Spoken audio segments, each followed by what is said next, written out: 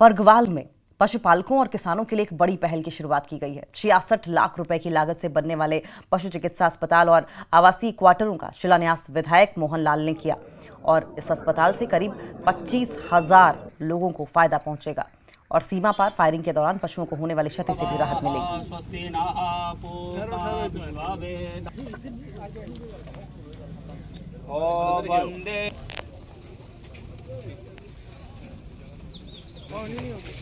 जमीन को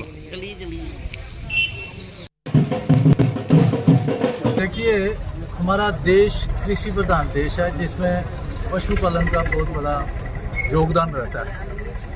तो यहाँ जिस क्षेत्र में आज हम खड़े हैं, मूल विधानसभा क्षेत्र का परगवाल क्षेत्र है, बहुत ही उपजाऊ भूमि है यहाँ पे और लोग पशुपालन करते हैं, खेती करते हैं, बड़े शौक से करते हैं, बड़ी मेहनत से करते हैं।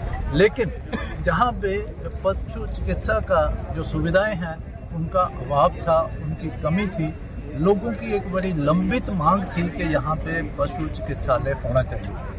तो उसी कड़ी में गवर्नमेंट ने 66 लाख जो है इनिशियली सैंक्शन किया है और एक अच्छा इंफ्रास्ट्रक्चर, अच्छा एक वेटनरी हॉस्पिटल जहाँ पे पशु चिकित्सालय का काम आज शुरू किया है। भूमि पूजन करके विधिवत तरीके से शिलान्यास किया है। सभी लोगों ने मिलकर